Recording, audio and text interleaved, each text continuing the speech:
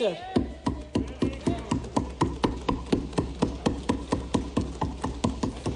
Shrimati Kani Modi ji.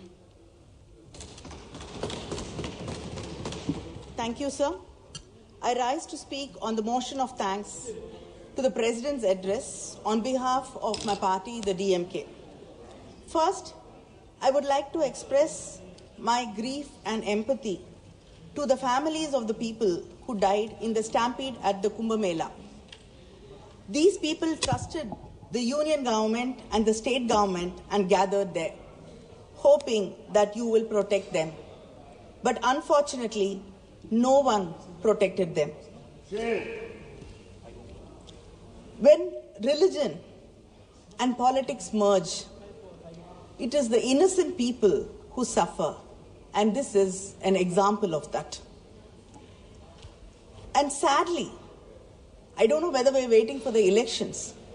We don't even know the numbers of the people who've died in the stampede.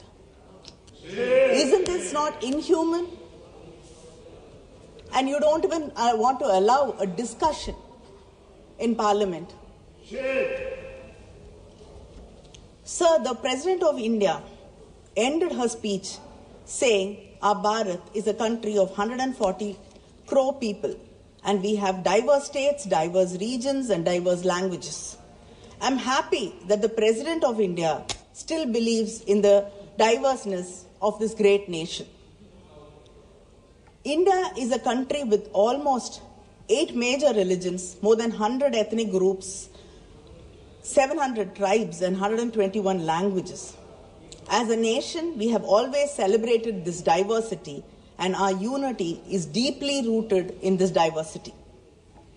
But the government today has chosen the politics of forced cultural assimilation and cultural elimination.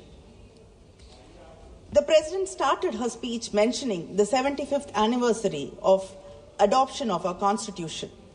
She expressed great pride in the achievements during Amrit Kal. And also, in her speech in this very house, she mentioned that we recently celebrated our 75th anniversary of Indian Republic.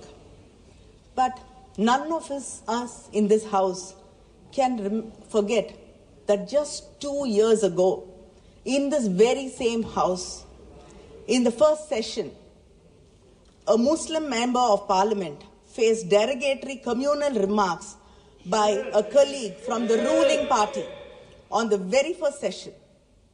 It was a dark day, a day of dark, abysmal despair to our nation. They have divided society into us and them. And I must remind this august house that it will take ages to repair this divide. Just look around. We will find a decreasing number of Muslim members in Parliament, a decreasing number of officials, bureaucrats from the SC, ST, OBC and minority communities. The President glorified India's civilizational nationalism, a phrase increasingly used to justify a monolithic culture.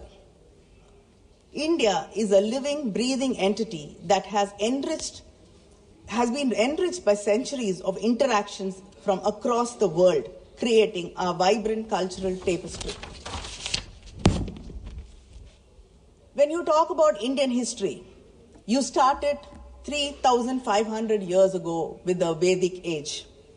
But today, we know that the Iron Age in India has been traced back to 5,345 years ago. Our Chief Minister, M.K. Stalin, has proudly proclaimed to the world and based on scientific evidence validated by international labs like Beta Analytics in Florida, that Shivakalai, a small, sleepy village in Thoothukudi district, today holds within it the proof of iron smelting and usage. This is the oldest finding in India till today. Where the MP comes from? The union government till today has not even commented about this finding, which is very important internationally. When you exclude this truth, You just not only exclude us, but you are excluding yourselves from the great legacy of Dravidian civilization. The proponents of Hindutva ideology have this question: who is an Indian and who is not? V.D. Savarkar came up with an answer many years ago. A loyal Indian is one who is attached to the geography of India, who is born in India and whose religion has indigenous roots. A Hindu means a person who regards this land from the Indus to the seas as his fatherland and as well as his holy land. But let me remind this House of the words of Sardar Vallabhbhai Patel, a Congress leader who you seem to have taken over and invoke frequently. In 1947, when it was suggested to him that India should be declared as a Hindu state, Sardar Patel replied, "We must not forget that there are, quote, that there are other minorities whose protection is our primary responsibility." In 1950, he stated, "Ours is a secular state." I like to underline, he said that ours is a secular state, and we cannot fashion our politics in the way of Pakistan is doing. Here, every Muslim should feel that he is an Indian citizen and has equal rights as an Indian. The government celebrates Sardar Vallabhbhai Patel. It disregards most of his fundamental principles. If you truly respect him, please protect every citizen, honor every culture, and stop selective imposition of one ideology over the rest. Building a 3,000 crore statue of unity is not paying respect to him. Please understand his words and implement it. That is true tribute to any leader. But this government ensures in every possible way that the minorities of this country do not feel comfortable. They are kept on edge and feel like outsiders. The CAA, Triple Talaq, the Work Board Bill, the Uniform Civil Code, mob lynching and state excesses are the unending examples of how you push the minorities and make them feel threatened. In August 2019, this government revoked the autonomy of Kashmir, the only Muslim majority state in India, and made it a union territory. Around the same time, you passed a new amendment to the anti-terror law. In this amendment ensured and gave you the right to classify individuals as terrorists and promoters of terrorism. And under this law, hundreds of Kashmiri politicians, activists were jailed, civil liberties were suspended, and protests banned. A few months later, the CAA, this provided a fast track to citizenship for many minority communities. The law specified that communities which could use this law were Buddhists, Christians, Hindus, Jains, Parsis, and Sikhs. These communities made it to the list, but the Muslims were omitted despite their presence in countries where they are minorities and have been persecuted and have even suffered violent attacks. And in many of the BJP-ruled states, you've coined a term, love jihad, where adult men and women are not allowed to get married to each other because they belong to different religious groups. And your reasoning is that Hindus will become a minority in this country. India has 14% Muslim population and almost 80% Hindu population. Creating false narratives like this is your way of politics. But at least let people individuals who have the right to make a personal choice in their private lives. Let them live a life. And we've seen in most of the BJP-ruled states, mobs assault minorities while the police stand idle. I can't even say mobs assault them because in some states, the authorities themselves bulldoze Muslim homes and businesses. And lynchings cannot become widespread without atmosphere of impunity which you are ready to give. Attack on civil society groups are surging. Any voice of dissent is called anti-national. In November 2021, the National Security Advisor, Ajit Doval, told the graduating class of the National Police Academy in Hyderabad, the new frontiers of war is the civil society. The National Security Advisor tells the National Police Academy in Hyderabad that the new frontiers of war is the civil society. Since 2015, close to 17,000 civil society organizations have been denied registration or renewal. Next, the Christian NGOs are disproportionately losing their FCRA licenses. Out of the 2,257 NGOs who've lost their FCRA licenses, 1,626 are affiliated with Christian social programs. This is a targeted financial stranglehold on organizations that serve the India's most vulnerable population. The Christian community, which constitutes around 11.54% of the total religious population, operates 72% of all religious minority schools in India and over 5,000 hospitals in rural places. But still, you do not want them to help the marginalized, the underprivileged. Attacks on Christian organizations and churches have escalated over the years, with Uttar Pradesh emerging as the hotspot. This government campaigns under the banner Sabka Saath, but seems to be unable or unwilling to safeguard its minorities and failing its marginalized Indians. The Honorable President, in her address, mentioned about the spirit of Sabka Saath, Sabka Vikas, Sabka Vishwas, Sabka Prayas.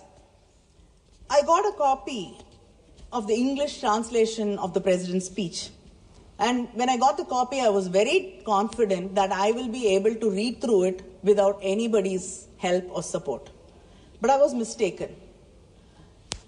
Even to get through one page, I needed help of translators because this speech has been studded and sprayed liberally with Hindi and Sanskrit phrases, which happen to be the names of schemes or the policy of the ruling government, which is in slogans.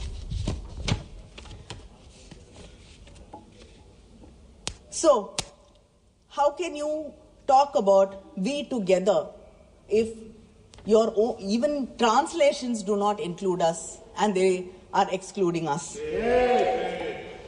And the President, and I think the Honorable Speaker from the BJP also spoke about the Kashi Tamil Sangamam and the Saurashtra Tamil Sangamam. You remember all these only during elections. Okay, but let us leave that alone. But for you, Tamil seems to start in Kasi and end in Gujarat. But it is a living language. I'd like to ask, if you really care about, you quote Tirukkural also, and I think that only mention of Tamil Nadu or anything Tamil in the budget was Tirukkural. Nothing apart from that. So, between 2014 and 2022, the union government has allocated 74 crores for the Central Institute of Tamil Nadu, in Tamil Nadu. Whereas it has allocated to the Central Sanskrit University 1,487.81 crores. We don't have staff in the Central University. We do not have epigraphists to decipher Tamil inscriptions. The President in her speech proudly proclaimed that manuscripts are being digitized. I'd like to bring it to the notice of this House that the Tamil manuscripts in Tamil University in Tanjavur are being digitized with the help of the British Library in London instead of the support of the Union government. Legislature, judiciary, and the executive are three pillars of the democracy. But this government is undermining all three. The key democratic institutions may have formally remained in place, but the norms and practices which hold democracy have deteriorated. The Vedam report on democracy says India has been downgraded to the state of electoral autocracy. In the past 11 years, we have seen that bills have been brought without proper consultation with stakeholders and bills which undermine the rights of state governments. In 1994, the Supreme Court ruling in the S.R. Bommai case underscored that states were not mere extensions of the Union. Rather, they possess supremacy within their constitutionally defined domain. I'd like to remind the Union government about this case, and you seem to have forgotten that states have their rights, and the rights have been promised, have been secured under the Constitution of this country. I'd like to just go through a list of the bills which were passed in this House. The Electricity Amendment Bill, Act 2022. It sought to allow multiple private distributors in state-controlled power sectors, reducing state government's control over the electricity distribution. Mines and minerals. This act, which enabled the Union government to auction tungsten in Aritapatti in Madurai without the consent of the Tamil Nadu government. The Chief Minister had to bring a resolution in Assembly against this, and the continuous protests of the people of Aritapatti. Only after that did you withdraw this. The Dam Safety Act 2021 further gave the Union government the power over dams across states. The Forest Conservation Amendment Act diluted state control over forests, allowing infrastructure development in forests without state approval, affecting tribal and environmental rights.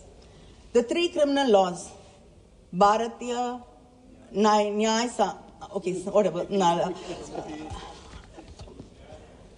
Actually, when a very senior lawyer, when I asked him to explain what this bill was about, the first thing he told me was, first let me get the translation, and then I will be able to explain it to you. The National Education Policy, which you are very, very, very proud of, it imposes a uniform education policy disregarding the distinct linguistic and educational priorities of the states like Tamil Nadu, Karnataka, Andhra, Kerala, and Telangana. The farm laws, I don't have to talk about it. The Union government seems to have forgotten that education is under the concurrent list, and it is not in the Union list. The UGC draft regulation 2025, which ultimately wants to centralize control over university leadership, particularly through appointment of vice chancellors, undermining the federalism of overriding state laws and imposing central criteria on state university. This limits the autonomy of universities and hinder their ability to function according to regional needs. and the one nation, one election. Again, this one is being brought so that when during an election, the issues which are important to states, state governments are wiped away, are lost, and the national parties, the national parties can set the agendas for the election, and the states do not matter. 5 minutes. The census There is delimitation already and one speaker more already. And yes, he's taken yes, more sir, than- I'll just finish. I'm just finishing. The census delimitation I'm and just reminding. I'm not. It is to, sir. it is to you too, because you have one more speaker. So we insist on caste census, but we have to oppose delimitation based on the census.